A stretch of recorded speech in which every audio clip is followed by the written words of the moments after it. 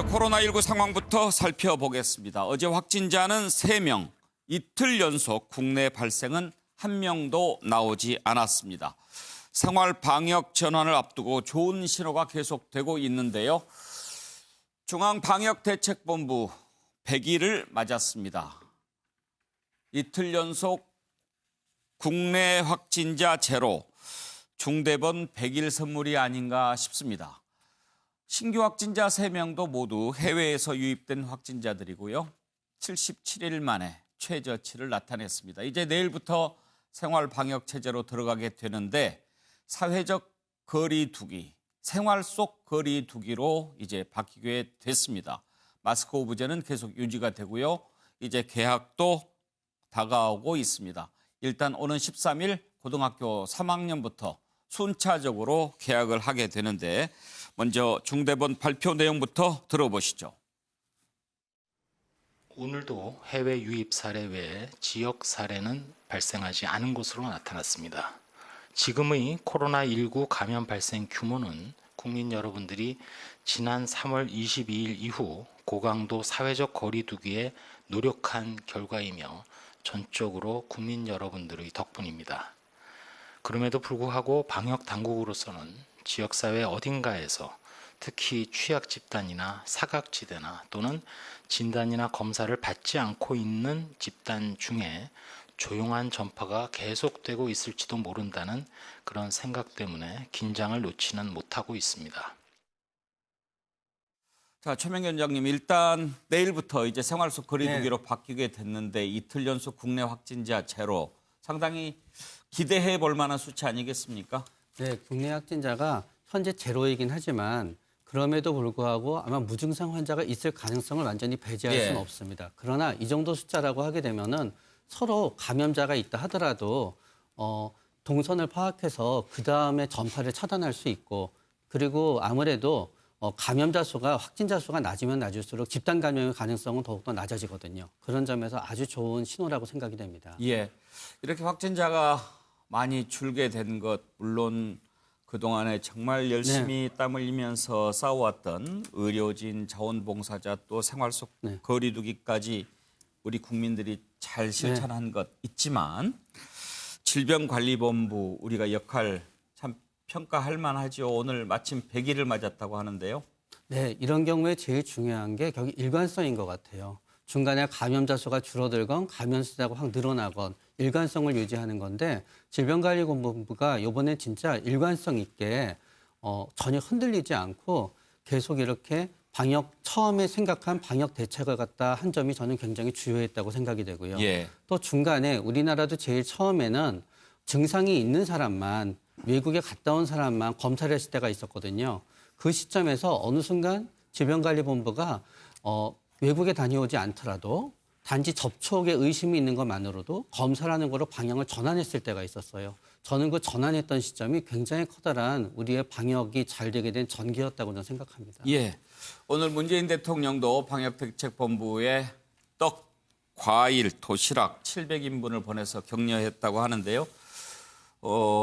밤낮 없이 100일간 달려온 여러분의 정성이 만든 결과다. 이런 치아도 함께 보냈습니다. 김영주 의원, 중대본 칭찬할 만하죠? 그렇습니다. 그동안에 아무래도 정경 본부장이 만든 어떤 국민에 대한 어떤 신뢰가 그동안에 국민들의 참여들을 더 독려시키는 동기부여가 분명히 됐고요. 그것이 나아가서는 정부의 신뢰로 이어졌다는 측면이 있고, 그런 면에서 이제 그동안에 한 100일 동안의 기간들이 초기에는 혼란이 많이 있었지만 상당히 안정되게 또 투명하고 가급적이면 진실되게 브리핑했던 것이 국민들의 신뢰를 말하자면 만들어 놓았던 그랬기 때문에 지금까지 상당수 자발적 참여, 마스크의 혼란 속에서도 국민들 스스로가 인내해 주셨고 마스크 오브제에도 차분히 했고 이제 그런 부분들이 하나하나 신뢰로 쌓아오고 있는 것 같습니다. 이제는 이제 실제적으로 이제 새로운 생활 방역 시대에는 그동안에 말하자면 코로나19 때문에 뒤처졌던 여러 가지 일반적인 질환에 대한 부분을 좀 더 강화하는 좀 균형 잡힌 질본의 모습들, 그리고 또 지금 현재 국민들께서는 말하자면 마스크 가격이 좀 비싸다 이런 예. 의견들도 좀 있거든요. 예. 이제 그런 부분에 대해서 새로 요구되는 어떤 새로운 방식의 요구에 좀 더 합리적으로 대응할 과제가 남아 있지 않느냐 생각이 듭니다. 예.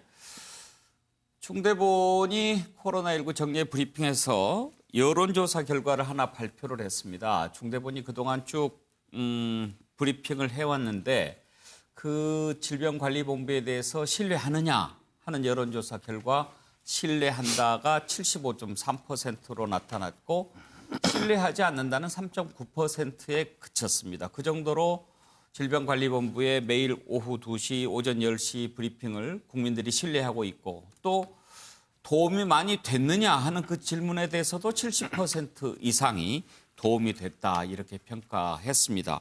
이렇게 질병관리본부의 일관적이고 계속된 메시지 전달이 국민들이 이 코로나19를 이겨내는 데도 큰 도움을 줬다고 보는데 메시지 전문가 최수영 교수 오랜만에 돌아오셨습니다. 네. 반갑습니다. 네, 반갑습니다. 이제 네. 시사평론가로 다시 예. 만나게 됐는데 네. 질병관리본부의 그동안 메시지 전달이 참 차분하고 네. 또 정말 그 과학적인 기반에 근거해서 발표를 해오지 않았습니까? 네, 그렇죠. 그런 점이 어쩌면 선거 직전에 미래통합당의 김종인 선대위원장이 일부 의료진들의 말을 빌려서 만약에 선거가 끝나면 확진자가 확 늘어날 거다. 선거 이전에 확진자 수를 일부러 줄이는 것 같다. 이런 얘기를 했거든요. 그렇죠. 국민들이 질병관리본부나 이 정은경 본부장이 그동안 발표해온 것에 대한 신뢰가 있었기 때문에 거기에 대해서 좀 흔들리지 않은 게 아닌가 그런 생각이 들었어요. 당연한 말씀입니다. 그러니까 공직자의 최대 자산은 국민의 신뢰입니다. 그 신뢰는 어디에서 나오냐? 바로 실력과 태도에서 나오는데 이 두 가지를 다 겸비했다는 거죠. 실력도 있었고 태도도 매우 좋았고. 그러니까 사실은 국민은 어떤 이 공직자들을 바라봤을 때 그 인식보다도 더 중요한 건 태도를 바라보거든요. 근데 일관됐었고 그다음에 숨기지 않았고 그다음에 국민의 고통 분담을 요구하면서도 차분하게 그것이 처한 상황이 지금 이렇게 됐다는 것을 정확하게 전달했고 이러면서 국민들이 흔들리지 않는 신뢰를 쌓아나갔거든요. 그러니까 저는 굉장히 그런 점에서 메시지 관리가 일관됐었고 또 정확했었고 그다음에 사실관계를 숨기지 않는 굉장히 객관성이 있었다. 이런 측면에서 메시지라는 그 측면에서 놓고 봤을 때 우리가 굉장히 지금 트럼프 대통령의 메시지에 대해서 굉장히 불신하는 예. 있지 않습니까?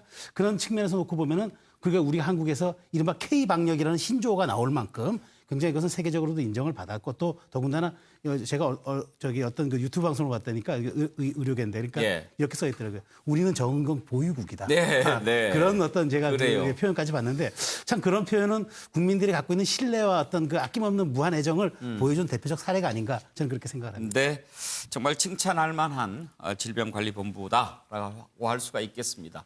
자, 이런 노력들이 겹쳐서 이제 내일부터는 생활 방역 체계로 전환하게 됩니다. 생활 속 거리 두기로 바뀌게 되는데요.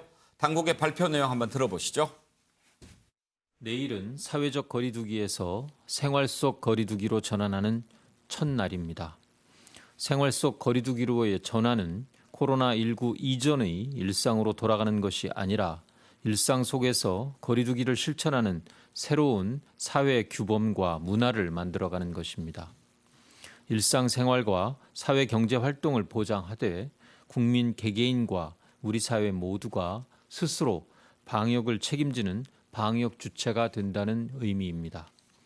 선례가 없는 새로운 길을 만들어가는 만큼 정부는 전문가들과 국민들의 의견을 수렴하고 생활 속 거리두기로 이행하기 위한 준비를 차근차근 진행하고 있습니다. 최민규 원장님, 기존의 사회적 거리두기와 생활 속 거리두기 어떻게 다르다? 딱 한마디로 얘기한다면 뭘까요? 그동안 정부가 관여할 수 있어서 그 열지 않았던 어떤 시설이라든가 정부의 관여가 돼서 억지로 열지 않았던 부분은 풀리는 겁니다. 그러나 개인이 마스크를 쓰고 손을 씻고 아픈 사람은 쉬고 충분한 거리를 두는 개인의 생활 수칙은 그대로 이어지는 겁니다. 그런데 어떻게 보면 생활 속 거리두기에 하면서 우리가 이제 5대 개인 방역 수칙이 네. 나오는데요.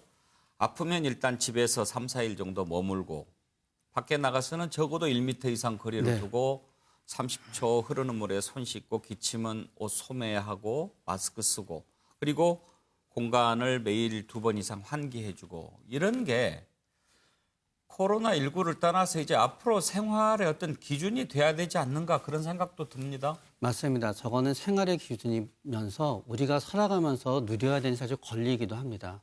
적어도 1m 정도 거리를 두면서 프라이버시가 존중되면서 일을 하고 프라이버시가 존중되면서 출퇴근을 할 수 있고 그런 다음에 아팠을 때 3, 4일은 쉴 수 있는 거는 사실 전염병의 방지를 위해서가 아니라 인간이 살아가면서 누려야 되는 가장 커다란 가치인 거거든요. 그래서 저 생활 수칙을 지키는 것도 중요하지만 전 국민들이 저 생활 수칙을 지킬 수 있게끔 정부에서도 국민들한테 많은 도움을 줬으면 좋겠습니다. 예. 현근택 부위원장. 네. 외국에서 오래 살다 오신 분들이 우리나라 와서 가장 놀라는 것 가운데 하나가요. 이렇게 그 공간에서 툭툭 잘 부딪히는데 부딪히고도 뭐 미안합니다, 실례합니다, 네네. 실례했습니다 이런 얘기를 잃지 않는다는 거예요. 그렇죠. 외국은 뭐 약간만 스쳐도 뭐 그렇죠. 익스큐즈미 죄송합니다. 하고 뭐 그렇게 그러는데 얘기하죠. 이제 그런 것이 조금 달라질 만도 합니다. 그게 사실은 어찌 보면 문화적인 거예요. 우리 사실은 이런 얘기도 많이 하죠. 여자들끼리 팔짱 끼고 다니기도 하고 친하면 그래요, 팔짱 끼잖아요. 예. 외국인들을 보면 쟤네 좀 둘이 사귀나 뭐 이런 얘기 하잖아요. 어찌 보면 우리 문화가 어찌 보면 약간 친밀감이라든지 신체적인 접촉이라든지 이게 좀 가까웠던 것 같은데요. 어쨌든 지금 말씀 중에 저는 가장 귀에 와닿는 게 우리가 코로나 이전으로 돌아갈 수 있을까?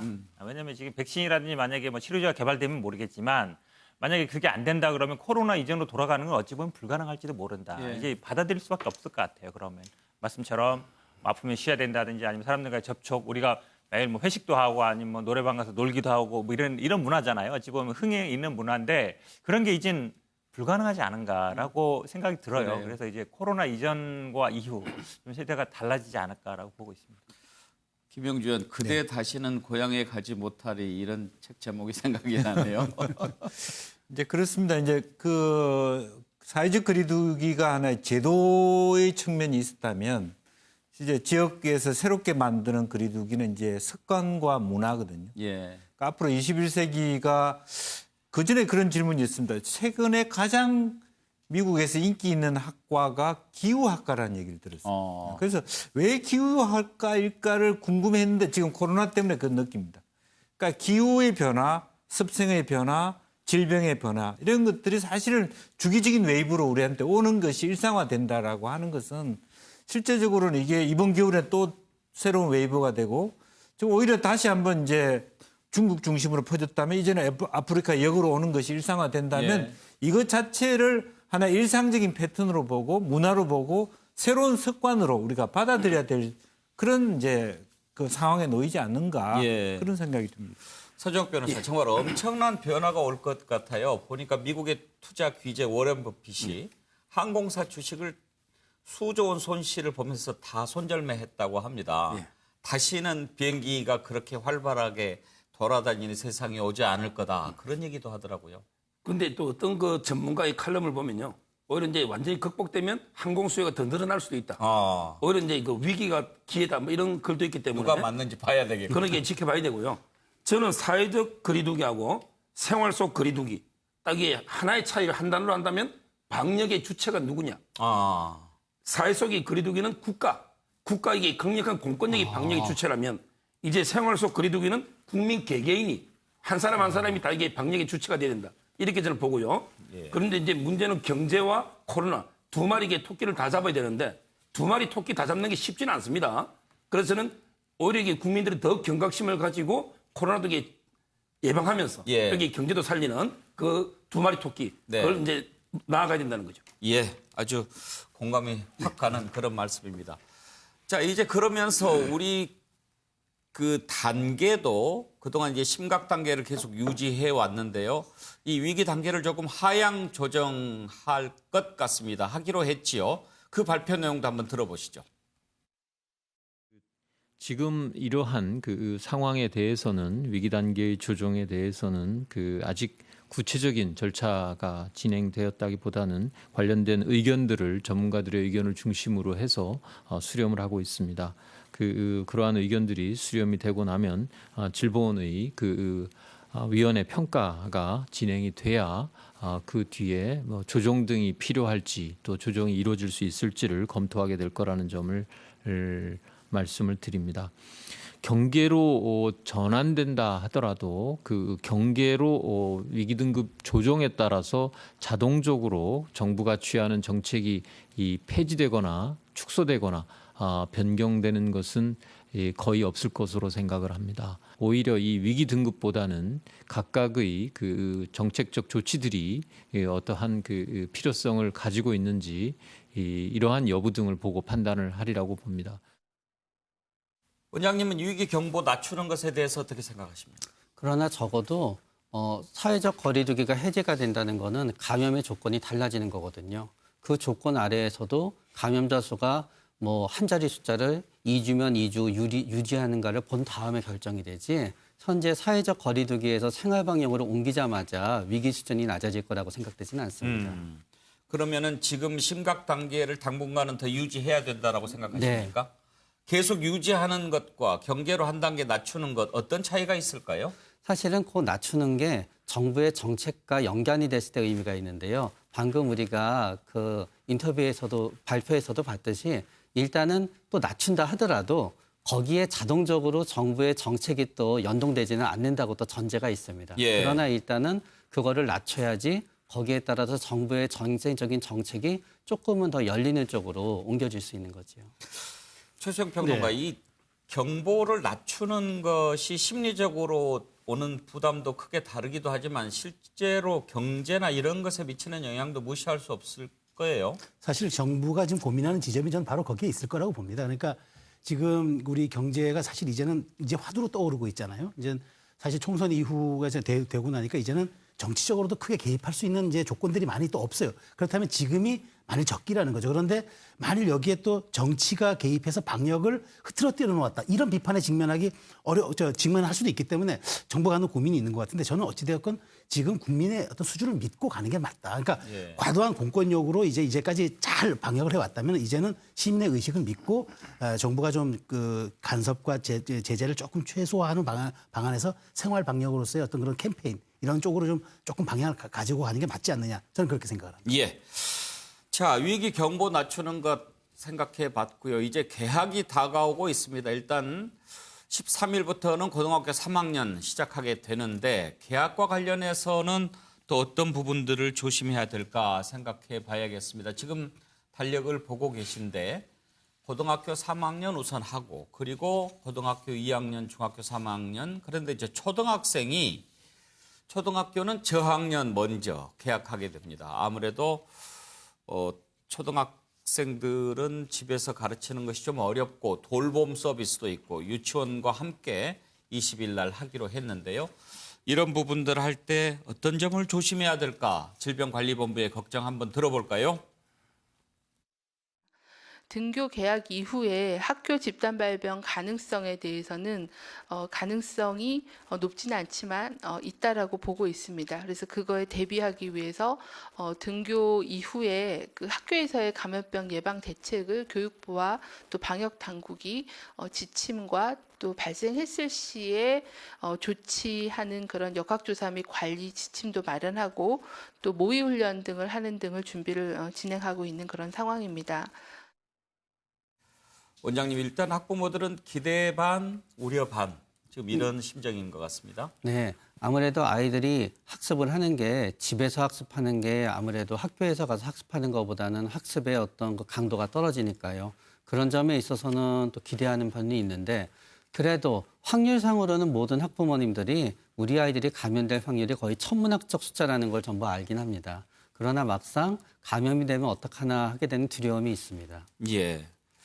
현근택 부위원장, 지금 초등학생들 같은 경우 이제 집에서 이렇게 그 온라인으로 하고 있는데 아마 부모들 고생이 더 클 겁니다. 그렇죠. 저도 이제 뭐 들어가 봤는데요. 학교별로 아마 EBS 보니까 학교별로 들어가고 그다음에 학년별로 뭐 반별로 이렇게 들어갈 수 있게 돼 있어요. 근데 이게 어찌 보면 뭐 우리가 뭐 사이버 대학 이런 분들은 강의도 많이 해보고 있었지만 경험이 없다 보니까 온라인 EBS도 강의를 하시는 분들은 많이 해왔는데 일선의 개인 선생님들 그걸 안 해봤거든요. 근데 거기서 대화를 주고받거나 숙제를 내거나 아니면 검사하거나 이런 게 아직은 제가 보기에는 익숙치 않다 많이 익숙치 않기 때문에 시간을 맞추는 것도 그렇고 저는 어쨌든 등교 개학을 할 수밖에 없다라고 봅니다. 왜냐하면 그래도 뭐 학교에 가서 지도를 해야 되니까요. 근데 저는 그래도 좀 다행인 게 우리나라 학교에도 보면 이 보건 선생님들이 그걸 하거든요. 그러면 그동안 쭉 해왔기 때문에 저는 뭐 집에서도 해왔고 사회에서 해와서 저는 뭐 그런 지금 말씀하신 것처럼 어떤 문제가 생겼을 때 즉각적으로 조치할 수 있는 이런 방안만 된다 그러면 등교 개학도 별 문제 없을 것으로 보고 있습니다. 예.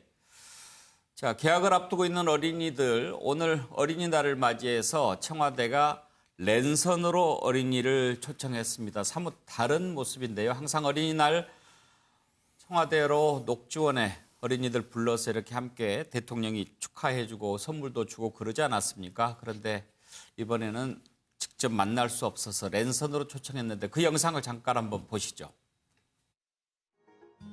어린이 여러분, 청와대에 오신 걸 환영합니다. 저는 대한민국 대통령 문재인입니다. 저는 대통령 부인 김정숙입니다. 올해는 코로나19로 인해 보고 싶은 우리 어린이 여러분을 이곳으로 초대했습니다. 요즘 마스크를 쓰고 생활하느라 답답하죠? 이곳에서는 마스크를 벗고 친구들의 웃는 모습을 보면서 마음껏 뛰어놀았으면 좋겠습니다. 2020년 오늘의 자랑스러운 여러분을 그리고 우리를 기억하세요.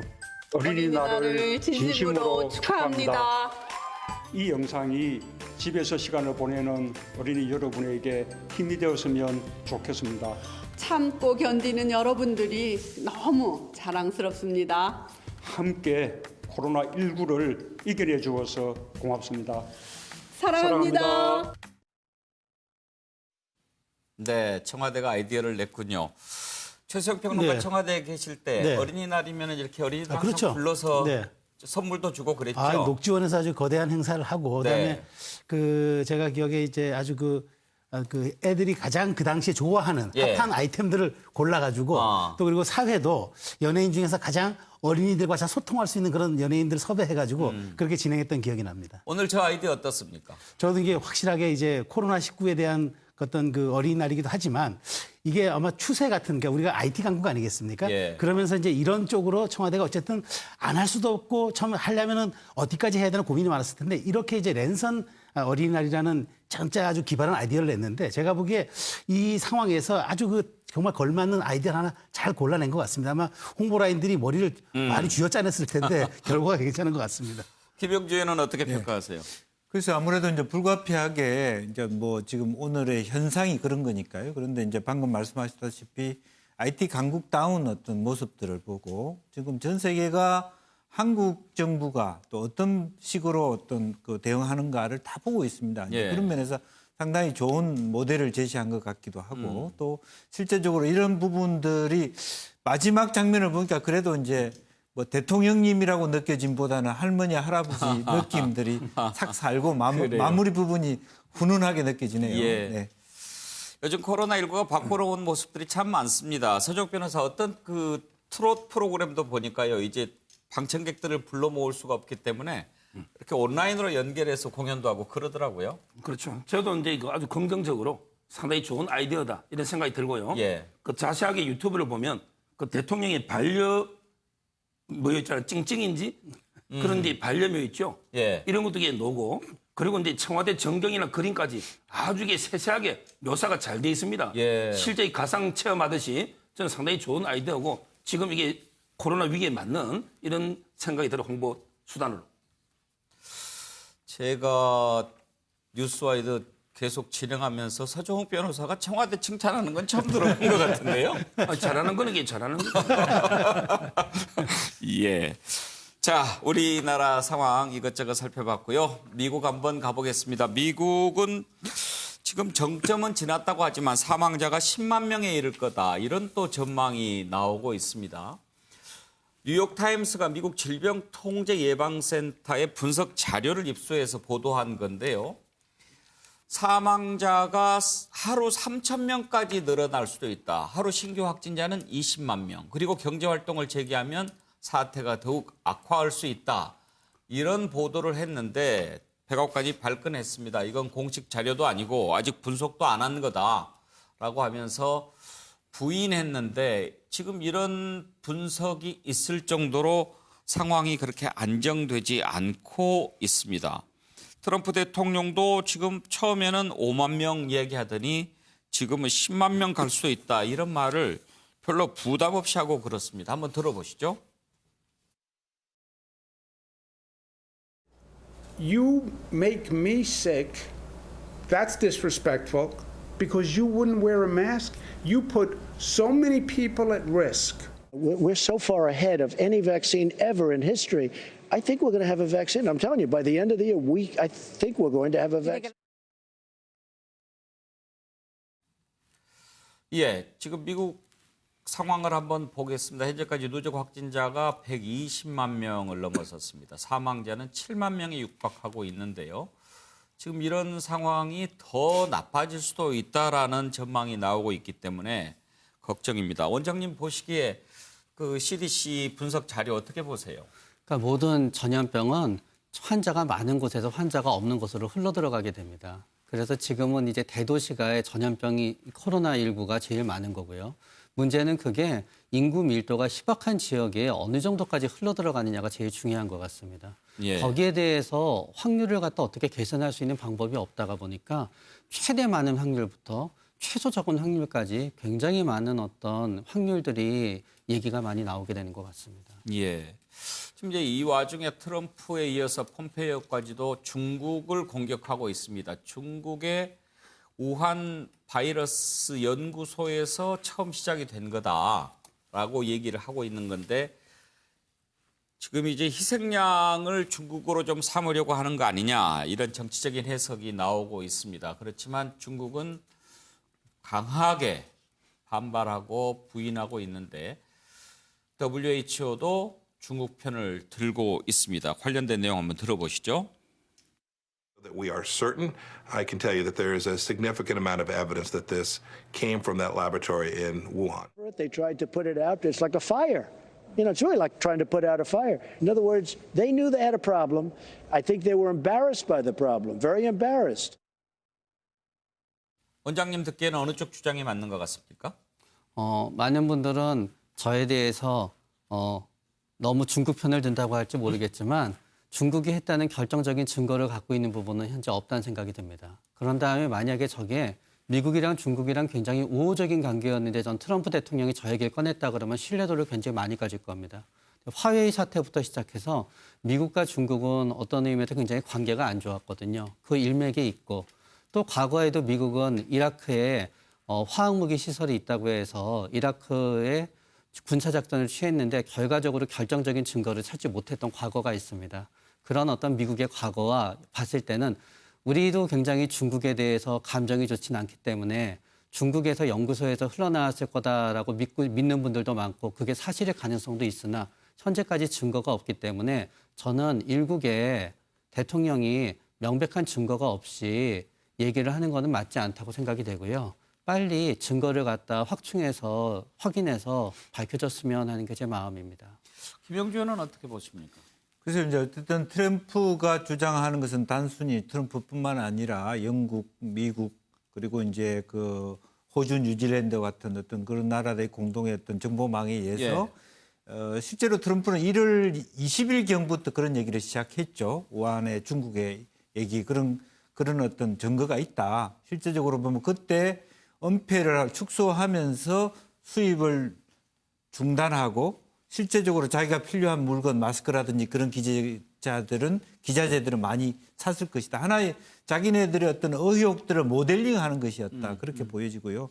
실제로 방금 이제 말씀하셨다시피 누가 최초의 그런 부분인지 실험실에서 우발적으로 나온 것인지 실제로 누가 음모론적으로 집어넣은 것인지 그런 것을 미리 우리가 어떤 개인적으로 이야기할 수 있는 사항은 아니다. 다만 지금 현재 미국으로서는 지금 상당히 6만 명, 7만 명 넘어가는 사망자 또 최근에 브루클린 같은 경우는 아예 시체 처리도 안 되는 이 상태에서 누군가 뭔가 미국 입장에서는 뭔가 이렇게 마녀사냥이듯이 어쨌든 어떤 한쪽에 대한 말하자면 변명해야 될 대상은 있어야 되지 않겠느냐. 이제 그런 것이 바로 이제 미국의 입장인 것 같다는 생각이 듭니다. 네.